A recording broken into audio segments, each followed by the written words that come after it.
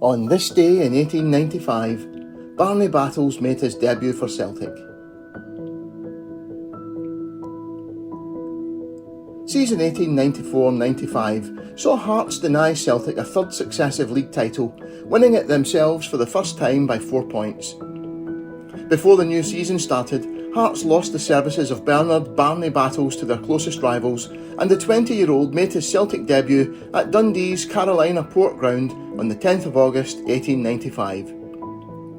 On the opening day of the season, at an always difficult venue, Celtic lined up MacArthur, Battles, Dunbar, O'Rourke, Kelly, King, Morrison, Blessington, Martin, McMahon, Divers.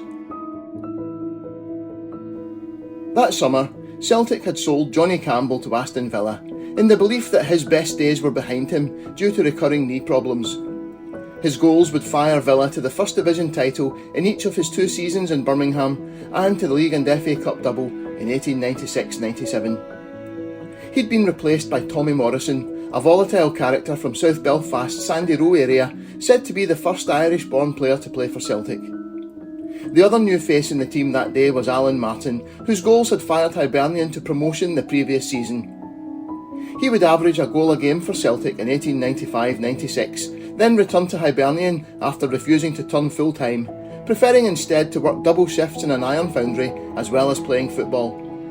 Shortly before leaving Celtic in 1896, he fainted after a match from exhaustion. It was a winning start to his Celtic career for Barney Battles, as they took a 2-goal lead with goals from Sandy McMahon and Alan Martin, before Dundee reduced the deficit in the second half in a 2-1 win for the visitors.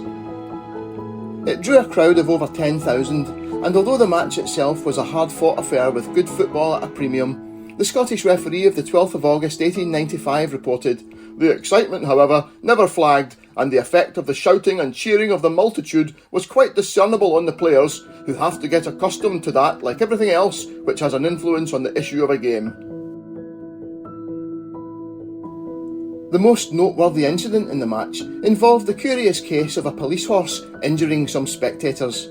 The Scottish referee reported, "A couple of mounted policemen were parading around the cycle track, keeping the rows of people seated next the railing from their going further in the field.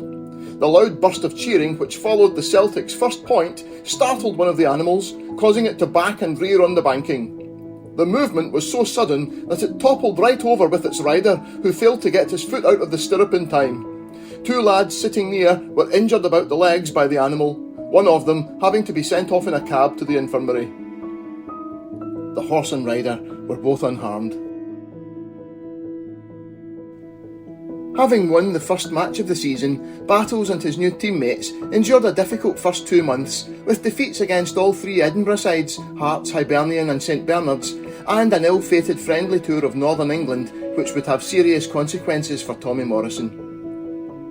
The Scottish referee of the 20th of September 1895 printed a letter signed simply "A Supporter", which read, "Such a miserable display as has been the last 2 matches I have not seen for a long time from a team representing the Celts. To lose every match in England and come home and lose other 2 league matches, this is not Celtic form, and the sooner the Celtic committee try to remedy matters and choose a team to carry them through their league matches and cup ties and not be continually changing their men every day, the better for the club." After the defeat to St Bernard's, their 3rd in 7 league matches, including a record 5-0 home defeat to Hearts, they went on a long winning run, avenging that with a 4-1 win at Tynecastle and beating Dundee by a club record 11-0 with Battles on the score sheet in the return match on the 26th of October. Celtic clinched the 18-match championship with a 6-2 win over Rangers on the 14th of December 1895, with Battles again being amongst the scorers. So Barney Battles won his 2nd consecutive league championship medal in his first season at Celtic. In every Celtic era, there have been players who may not be the most technically gifted, but whose wholehearted commitment to the cause sees them taken to the hearts of the support. Like a 19th century Roy Aitken or Johan Mjalby, Barney Battles was one of the first, and few were more loved by the support. A little over a year after that championship triumph, Battles was exiled by the club over the infamous players' strike following press criticism of Celtic's overly physical approach in the Glasgow Cup final replay defeat to Rangers on the 21st of November 1896. Battles and Peter Meekin had been subject of particular criticism, with the Scottish referee of the 23rd of November 1896 writing, "Battles did not enhance his position as a left-back.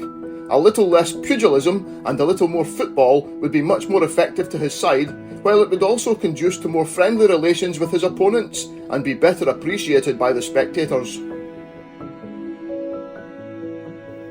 The pair, along with John Divers, refused to play against Hibernian on the 28th of November unless the press box was cleared, threatening to do it themselves if the committee did not do so. Celtic took to the field for what was potentially a title decider with only 10 men, which included a semi-retired Willie Maley. Tom Dunbar was recalled from the reserve side at Hampden, and he finally arrived early in the second half. Incredibly, they led 1-0 until Hibs grabbed a last-minute equaliser, and the three strikers were immediately suspended. Meekin and Divers were sold to Everton, while Battles was sent on loan to Liverpool for the rest of the season before joining Dundee. Celtic collapsed in the final weeks of the league season, as did Hibernian, allowing Hearts to claim their second league title in 1896-97. Meekin never returned, but both Battles and Divers were re-signed in October 1898. The Scottish referee of the 10th of October 1898 printed the words of a gleeful terracing chant. "Back to the Celtic again, let us join the happy refrain. Out with your rattles, for big Barney Battles is back to the Celtic again." Barney Battles became a stalwart figure for Celtic through the difficult years at the turn of the century, equally effective at both half-back and full-back. He won 2 Scottish Cups in 1899 against Rangers and 1900 against Queen's Park, and was capped 3 times for Scotland, including in a 2-2 draw against England at the Crystal Palace in 1901. He was sold to Kilmarnock just as the glory years of the 6-in-a-row era began in 1904, squeezed out of the team by the emergence of the half-back line of Young, Loney and Hay, and the conversion of Willie Orr to full-back. Battles remained a hugely popular figure with Celtic fans, and the club was plunged into mourning by his tragic death at the age of just 30 the following year. He played his last match for Kilmarnock against Rangers at Ibrox on the 21st of January 1905, after which he caught influenza. He was well enough to attend Kelly's Scottish Cup match the following week as a spectator, but then the influenza developed into pneumonia and he died at his Gallowgate home on the 9th of February 1905. Barney Battles was probably as yet unaware that his wife was pregnant with his 3rd child when he died, and his son, Barney Battles Jr., who would play for Hearts in Scotland in the 1920s and 30s, was born on the 12th of October that year. An estimated 40,000 people lined the route of Battles' funeral procession from Sacred Heart Church in Bridgeton to Dalbeth Cemetery, and his loss was still being keenly felt the day before Celtic's vital 4-1 win at Ibrox on the 18th of February that forced a play-off for the league title. The day before that match, the Scottish referee published a poem by an unnamed Celtic player. Brave Battles, brilliant in the football field, best of defenders of the threatened goal, strong in attack and steadfast in control, when greatest pressed, the least inclined to yield. He, brave and chivalrous, was a generous soul, whose strength with kindness happily was blent. He sought fair victory, not by might misspent, to keep intact his honour and his goal. Now death has smote him in its fell descent, and the spectators, struck dumb with surprise, stand still with awe when told no more he'll rise. In one brief moment all his might is spent, and on yon green knoll under spring's soft skies, in grief we stand, hearts bowed, heads bent.